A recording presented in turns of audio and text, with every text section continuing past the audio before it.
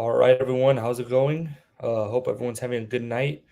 My name is Adrian Carmona, and I want to welcome all of you to the another rendition of the Varsity Live Postgame show. Um, Once again, just wanted to introduce myself. My name is Adrian. Um, Glad to be joining you guys again for another rendition of the Varsity National Live show. We have a lot of special guests who are going to be sharing some post-game reports on sports that are going on all around the East Coast. Me, myself, I'm from Florida, so I will be giving a Florida report later on throughout the show. Um, and yeah, we're just very excited for all the people that will also be joining us. So without further ado, we're going to start with Jameer. He's joining us from Indiana. He's going to be giving us a post game report on some of the Indiana high school football. So, Jameer, how's it going? You're muted. Sorry. I'm sorry. I said, hey, Adrian, I'm good. How are you? I'm doing good. How are you? Good. All right. So, today, I just want to tell everybody I'm Jameer Johnson. I'm reporting with the Varsity Sports Show live from Indianapolis. And today we'll be talking about the top Indianapolis high school football games. So, we had the number 22 ranked team, the Franklin Central Flashes. They were able to win against the number 11th ranked team, the Fishers Tigers, 22-13. So Franklin Central was able to score 9 points in the first quarter by forcing a safety, and they scored a 1 yard touchdown. However, in the second quarter, Fishers was able to score with a 6 yard touchdown. And going into half, the score was 9-7 Franklin Central. In the third quarter, Fishers, they completed a 17-yard touchdown, but they failed on their 2-point conversion.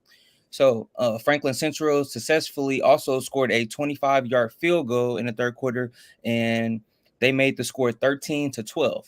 In the fourth quarter, Franklin Central scored a field goal again, and they scored a touchdown, and Franklin Central won the game 22-13. Then we had the number 5 ranked team, the Cathedral Fighting Irish, and they played against the number 4 ranked team in Indiana, the Center Grove Trojans. Excuse me. This game was a fight to the finish. Going into the half, the score was already 31-27. With Center Grove leading. In the third quarter, Center Grove was able to score 2 rushing touchdowns, and Cathedral was able to score 1 rushing touchdown. And and then the score was 45-35 going into the fourth quarter. But Cathedral kept Center Grove scoreless in the fourth quarter, and they was able to come back and they was able to win 49-45. Wow, a lot of good stuff happening over there. Yeah, a lot of ranked teams just going at it. All right, well, thank you so much for Jameer for joining us once again. Hope you have a great night. Thank you, Adrian. Yep, and you continue to have a great one too. All right, so that was Jameer with his post game report on Indiana football. Once again, another great report from him talking about all the ranked teams that have faced off this week. And now we're going to take it over to Matthew, who's going to be giving us his post game report. Matthew, how's it going? How you doing? Doing good. How are you? Yeah, so we just finished with our second, no, this is our third broadcast of the season. So it was like Jameer said, it was a blowout. 63-0 is a massive blowout. Um, Majority of the scores went from rushing touchdowns, particularly the player of the game, which is Jalen Williams, who many consider to be the best fullback in the state. And so you can like expect him to have like multiple D1 offers, such as like Baylor, TCU, here in Houston, and maybe like a big time Power Five school like Tennessee or something like that. So anyways, Jalen Williams had 3 rushing touchdowns. He was a player of the game. Um, Malik, their quarterback number 2, I don't remember his name. Elijah Jackson. Elijah Jackson had a threw a touchdown as well as rushing for two touchdowns as well. Um, their the defense shut out the Austin offense. They couldn't score. They couldn't score whatsoever. They couldn't even get a field goal. And even when they were in the red zone, they fumbled and one of the times they were picked off. So it was a really dominant performance from Sterling High School. They had three. They improved their record to 500, and they're looking towards to face Madison this this next week, Saturday on 12 p.m. All right, that sounds really good. A lot of good stuff going on over there from Matthew. Thank you so much for joining us again. Hope you have a great night. You too. All right, so once again, a lot of good stuff happening all throughout the East Coast over here. We've already gotten some insight onto what's going on over in Indiana, and overall, just a lot of cool things happening. Now we're going to take it over to Sabir, who's going to be giving us a post-game report on some Philly high school football. So, Sabir, how's it going? Hey, Adrian, how you doing?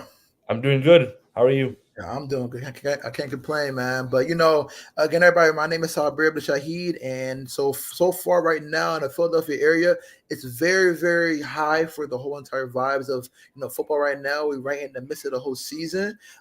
We had a really, really great game today. We had the Alany Trojans, who were actually doing pretty bad this season. They were 0-6 so far, but now they won their first game today against the Thomas Edison Owls. So it was they were the Thomas Edison Owls. They had 3-3 for their record. So now the Trojans got their first win of the whole season. So now they're 1-6, and it's kind of interesting to see how kids are trying to get over the loss streak that they had. So now winning this first game, I want to see how they're going to be going on to next week and how they're going to play the Belmont Charter School, who was 2-3. The final score for today was 18-12. So right now the Alany they need to bounce back right now. They need more energy. They're seventh in the conference. They're like the last place right now. So they're kind of the underdogs have to get into the season and hopefully do better. So we're trying to see a win next week. So we'll see. All right, we will see indeed. A lot of good games going on over there. Yeah. All right. Thank you so much, Adrian. Anytime. Thank you so much for joining us once again. No problem. Have a good night. You too. All right, so that was Sabir. Always love having him on the show talking about some Philadelphia football. And now, as he was also saying, there's just a lot of good football being played right now. As we get closer to these like mid-season points, a lot of high-stake games are coming up for teams that want to win their conference or division.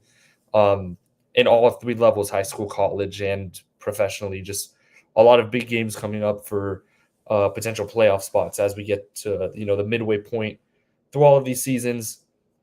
For me, as someone that goes to the University of Florida, unfortunately, it's been very up and down this year. But you know what? Always looking to get a win somewhere. Tomorrow we actually do play University of Central Florida, who's coming off a blowout loss to Colorado, but they have a really good rushing attack. KJ Jefferson, who was an Arkansas transfer. He's lethal through the ground game. He's really just insane with his arm and his legs. And he went to Arkansas, so he's not going to be new to facing the Gators in the swamp. Actually, the last time he played UF was last year with Arkansas, and completely upset the Gators in the swamp. So we'll see how he plays against, this is his second time playing the Gators. So we'll see how that works out. So as we wait for our last guest here, why don't I just give some post-game reports about Florida high school football? Florida high school football is always super exciting. A lot of the top teams in the nation do reside in Florida. So there's always some highly ranked matchups going to happen. So One of the first ones that I'll be talking about was number 18 in Florida, Norland, went to play at number 9, Cocoa, and Norland won 33-14. Norland was just very good defensively. They held Cocoa to just 14 points. It actually forced multiple turnovers, so that defense was hounding them all game. Even one of their turnovers was was a fumble recovery for a touchdown. So, yeah, once again, just Norland being too much of a strong force defensively. And what's interesting for Cocoa, this is now they just snapped a 12-game home winning streak. So Norland just came into Cocoa and just dominated them, ending that streak. Norland moved to 4-1, 2 straight wins after a tough loss to Chaminade, and Cocoa, on the other hand, dropped to 3-3 on the year. They've lost some tough games against some really tough opponents, but they'll be looking to get back on the win column. Another game, number 10 Nice defeated Buchholz, who resides here in Gainesville, where I live. Nate Harry for Nice, the quarterback, was really a dual threat tonight. He had 2 total touchdowns, one on the ground, one through the air. But defensively, Nice was highlighted there on the defensive side of the ball. Shamar McNair had 2 interceptions for them, and the defense as a whole forced 3 turnovers on Buchholz quarterback Trace Johnson. And it's the 3rd straight loss for Buchholz as they dropped to 3-3. Nice, on the other hand, improved to 5-0 as they continue their undefeated season. And now for the last game, IMG versus Venice. IMG defeated Venice 21-16. It's now 5-1 for IMG. 5 straight wins after their week 1 upset loss. So they've just looked like a dominant team as we transition towards the season. IMG was also coming off a blowout win versus the ranked Mandarin. So once again, IMG is just dominating these other really good opponents. And finally, IMG was just played very well defensively again, but the running back Donovan Johnson led him on the ground, scoring multiple touchdowns, and once again just proving to be a force for IMG. And we're going to transition now to our final guest of this evening. We're going to be joined by Beckett, who's going to be giving us a post-game report on Philadelphia. So, Beckett. Hey, how you doing? Good. How are you? I'm doing well. Today I bring you back to Philadelphia, where I have Martin Luther King Cougars versus a Simon Grant Bulldogs. Tonight's game wasn't expected to be anything special, with both teams not being ranked inside the top 100 teams in Philly. And going all the way until the 3rd quarter, it was looking like that was true. The score was 0-0, with neither team being able to score until the 4th quarter came. The game ended with a shootout, with a combined 34 points being scored in the final quarter alone. In the end, the Cougars came up short by a touchdown, ending the game 14-20, making the Bulldogs 4-2 and the Cougars 2-6. This was a big win for the Bulldogs because the 2 games prior, they lost by 1 touchdown and 1 game losing by 1 point. So even though the Cougars fought hard and made it a game, they couldn't stop the Bulldogs from getting the win. Overall, sounds like it was worth it to go. Me personally, I love watching good defense. So these first 3 quarters don't sound that bad, especially when you get an exciting payoff at the end. Yeah, absolutely. And you said you're more of a defensive guy when it comes to football games? Yeah, I love watching some good defense. Yeah, that's awesome. I bet you loved the 2018 Super Bowl, Rams versus Patriots, where it was like 7-3 the entire game. Yeah, I bet you loved that game. Love that. All right. Well, thank you so much, Beckett, for joining us tonight. I hope you have a good night. Absolutely. You too. Thanks for having me. Anytime. Yeah. Personally, I'm not a big fan of those defensive games. I really like offensive shootouts like that 2018 NFL game between the Rams and Chiefs, where it was like 54-51 final score. I personally love those games. But yeah, very good. Great to hear from all of our special guests from around the country. Once again, I want to thank everyone who joined us tonight for tuning in. My name is Adrian Carmona from the Varsity Sports Show, and I hope you all have a fantastic night. So good night.